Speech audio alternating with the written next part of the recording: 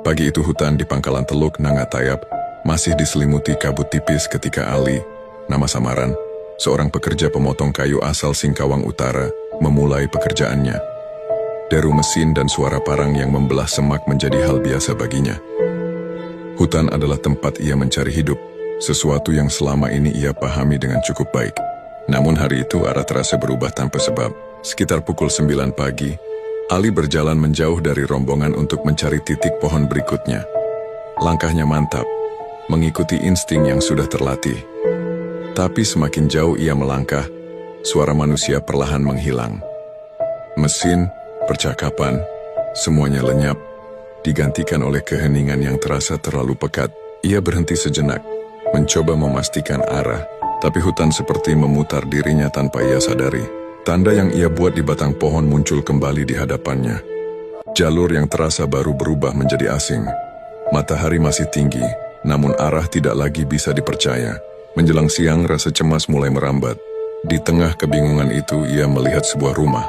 Bangunan kayu berdiri di antara pepohonan, tampak utuh dan tidak seperti pondok sementara. Atapnya rapi, dindingnya kokoh, dan suasananya terlalu hidup untuk sesuatu yang seharusnya tidak ada di tengah hutan sedalam itu. Ali mendekat, kali ini jaraknya benar-benar terpangkas. Rumah itu tidak menghilang seperti bayangan. Ia nyata, tangga kecil di depan terlihat jelas, pintu sedikit terbuka, dan dari dalam terasa ada sesuatu yang menunggu. Di dalam, suasana terasa ganjil. Tidak berantakan, tidak pula kosong. Segalanya ada, namun sepi dengan cara yang sulit dijelaskan. Seolah-olah tempat itu memang disiapkan, tapi bukan untuk kehidupan yang biasa. Di tengah ruangan tersaji makanan, nasi putih yang masih hangat, lauk sederhana, air minum yang jernih. Ali berdiri cukup lama menatapnya.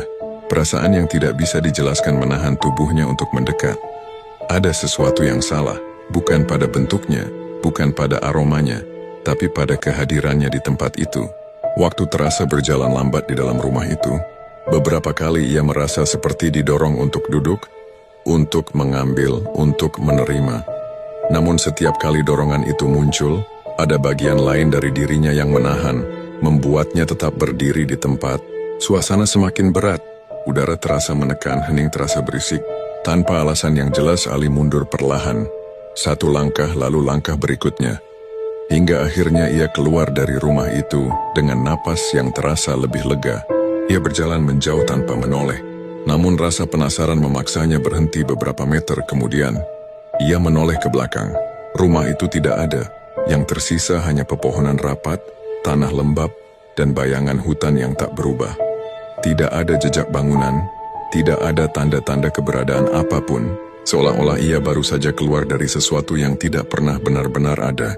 Ia berjalan lebih cepat, meninggalkan tempat itu sejauh mungkin. Namun hutan belum sepenuhnya melepaskannya. Di tengah perjalanan ia kembali mendengar langkah yang bukan miliknya. Sesekali terasa mengikuti, lalu menghilang, lalu muncul lagi dari arah yang berbeda. Ia tidak lagi menoleh. Waktu terus berjalan hingga matahari mulai condong. Saat kelelahan mulai menguasai, suara azan terdengar samar di kejauhan.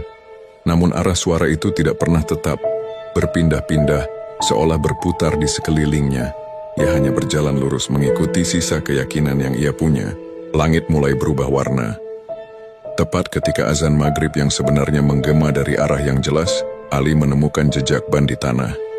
Ia mengikutinya tanpa ragu. Beberapa saat kemudian suara manusia benar-benar terdengar. Ia keluar dari hutan kembali ke dunia yang ia kenal. Yang aneh, tempat ia ditemukan tidak jauh dari titik awal ia bekerja. Sehari penuh tersesat, di jarak yang seharusnya bisa ditempuh dalam hitungan menit. Ali tidak pernah menceritakan semuanya dengan rinci. Namun sejak hari itu satu hal selalu ia ingat. Di hutan seperti pangkalan Teluk, ada hal-hal yang tidak perlu disentuh, tidak perlu diikuti, dan yang paling penting, tidak perlu diterima.